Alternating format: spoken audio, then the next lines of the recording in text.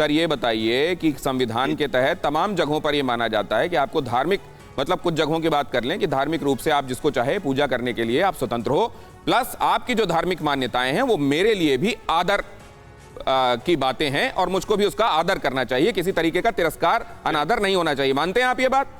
बिल्कुल। तो वो लोग जो इस्लाम को मानने वाले हैं, जो मोहम्मद साहब को मानने वाले हैं, जो अल्लाह को मानने वाले हैं, उन लोगों के साथ अगर अत्याचार होता है तो वो कंसर्न नहीं है आपका? बिल्कुल है कंसर्न, इसीलिए कश्मीर की बात करते हैं हम। नहीं, तो इसमें आप सुविधा के साथ बात क्यों करते हैं? आपको इगरों के संदर्भ में बात क्यों नहीं करनी होती और अगर क्यों लगाना होता है?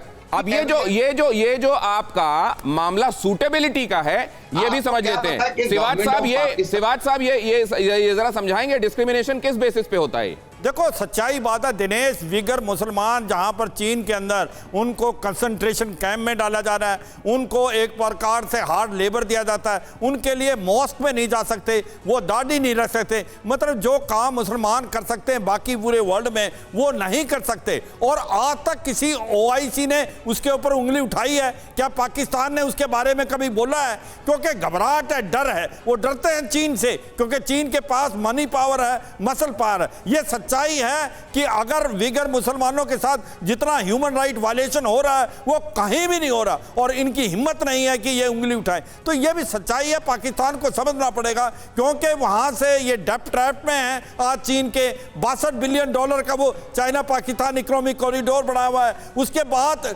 $35 बिलियन और लिए हुए हैं, वो तो पैसा दे नहीं सकते। आज वो एक्सटेंडेड स्टेट हैं चीन के, ये जो आप कह रहे हैं वो करेगा। तो सच्चाई ये बहुत बड़ी बात आप कह रहे हैं कि वो जिसने उइगर मुसलमानों के पैरों में लोहे की बेड़ियां डाली हुई हैं, वो चीन आयरन ब्रदर नजर आता है।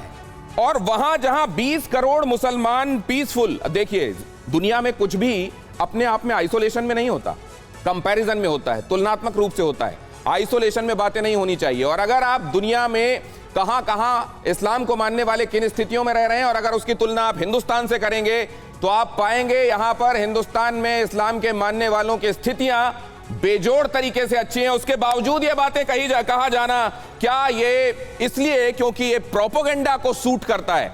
फिक्र आपकी, सोमवार से शुक्रवार रात 9 बजे सिर्फ TV9 भारतवर्ष पर।